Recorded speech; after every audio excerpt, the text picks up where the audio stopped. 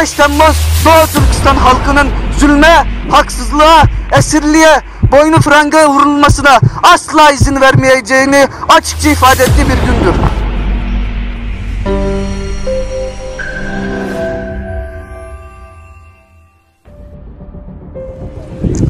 Esselamu Aleyküm. Allahu Teala'nın innemel mu'minune ihvetun ayet kerimesine göre birbiriyle kardeş olan aziz Müslüman kardeşlerim, bin yıllarca beraber yaşayıp asırlar boyunca dünyayı hükmeden adaleti, huzuru, barış ile dünyayı tanınan kıymetli Türk kardeşlerim.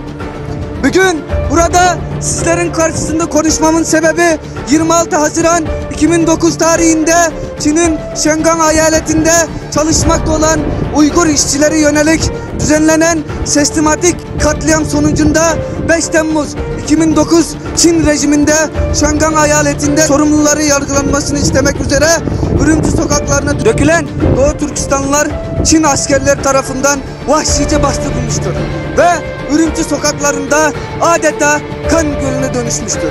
2009 5 Temmuz gününden şimdiye kadar aradan geçen 11 yıla rağmen hakkında herhangi bir bilgi olmayan Doğu Türkistanlıların sayısı 100 binleri aşmış durumdadır. Doğu Türkistan'da bu vahşetin henüz unutmamışken son yıllarda içimizde acıtan toplama kampları, kardeş aile projesi, çocuk kampları, çağdaş kölelik olarak ifade edebileceğimiz zorunlu çalıştırma endüstrileri.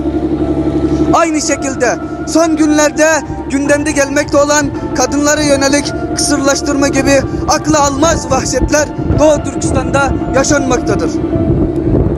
Tüm bunlara karşısında suspus oynayan uluslararası medya, İslam dünyası ve Türk dünyasını acelen harekete geçmesini, Doğu Türkistan'da yaşanmakta olan bu vahşeti durdurmak adına somut adımlar atmasını talep ederken, Doğu Türkistan'daki zulmü bitirmeye bizleri muvaffak kılması için Yüce Allah'a yalvarıyor ve insanlığı vicdan mahkemesine havale ediyoruz. Sözümü bitirmeden önce şunu belirtmek isterim ki 5 Temmuz Doğu Türkistan halkının zulme, haksızlığa, esirliğe, boynu franga vurulmasına asla izin vermeyeceğini açıkça ifade ettiği bir gündür. Bu günü unutmayacağız, unutturmayacağız.